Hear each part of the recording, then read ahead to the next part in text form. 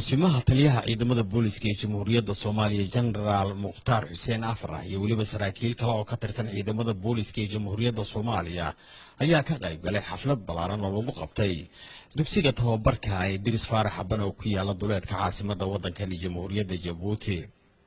xafladda ayaa waxaa sidoo kale ka soo qayb galay xubno ka tirsan golaha xukuumadda ee dalkani Jabuuti iyo sidoo kale saraakiisha ugu sarsaraysa ee ciidamada dalkani Jabuuti oo ka mid yahay General Secretary Sheekh Ibraahim.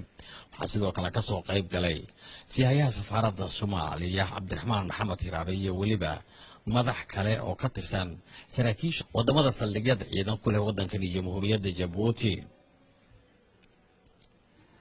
xafladda ayaa ugu horreyn waxay ku bilaabatay gaadinka ciyaara ciidamadii halkaasi lagu tababaray oo tiradoodu ay gaaraysa 170 askari halkaasi ku soo bandhigeen.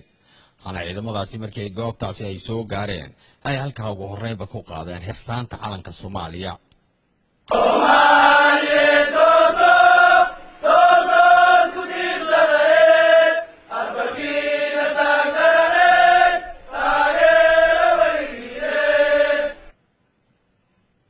intaa kadib ayaa goobta waxa ay ciidamadu ku soo bandhigeen tababaradii ay qaateen oo ay ka mid tahay qaabka ka hortagga dibadbaxyada rabshadaha wata iyo sidoo kale sida ciidamadu ay uga soo saari karaan guryaha ay ku dhuumaalaystaan kooxaha argagixisada ama kooxaha dhibaatada geysta iyo qaabka la doonaya in ciidankaasi ay wax u qabtaan oo ah mid loo tababaray ciidamadaasi. ugu horreyn waxaa halkaasi hadal ka jeediyey kusimaha taliyaha ciidamada booliska ee Jamhuuriyadda Soomaaliya General Mukhtaar Xuseen Afrax waxaana sheegay in tababarkani uu yahay mid ahmiyad gaar ah u leh ciidamada booliska ee Soomaaliya. ciidankan waxaan rajaynaynaa in noqon doonaan ciidan runtii wax weyn ka qaban doono amniga sidii waxaan ku barteen iyo aqoontoodii in dalkooda u adeegaan aan rajaynaynaa hadduu Ilaahay idmo. tababarkaana waxaa bixiyay dowladda Talyaaniga iyo dowladda Jabuuti oo runtii dowladda Jabuuti waxa way dad aan nahay dad walaal ah labada bandiiraan oo kala duwan maana dad isku mid ah nahay ma ilaawi doono abaalka iyo dadaalka ay u soo galeen in Soomaaliya amnigeeda uu soo laabto. runtii waa dowladda kaliya oo aan dhihi karno maalin walba iyo habeen walba waxay u taagan yihiin in Soomaaliya amnigeeda uu soo laabto. marka waxaan leenahay waa maasantihiin. dowladda Talyaaniga sidoo kale dhaqaale badan ay ku bixisay in ciidanka Soomaaliyeed ee booliska qaasatan uu dhismo ayagana waa mahad celinaynaa.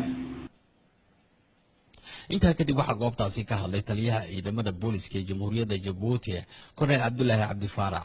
xafladan oo soo gabagabeynaysa tababar 3 bilood ah oo u socda dhalinyarada Soomaaliyeed aanan ka qayb galnay annaguna aan ka qayb galnay ka ciidan ahaan iyo tababar ahaan.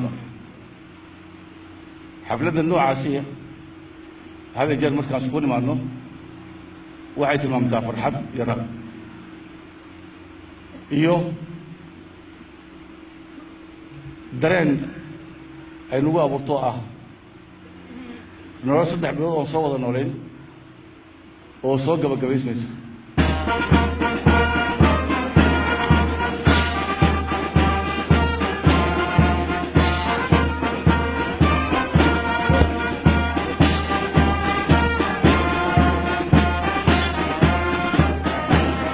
ميكائيل عبد الرشيد بريك راديو تلفزيون قرن الصوماليات جيبوتي.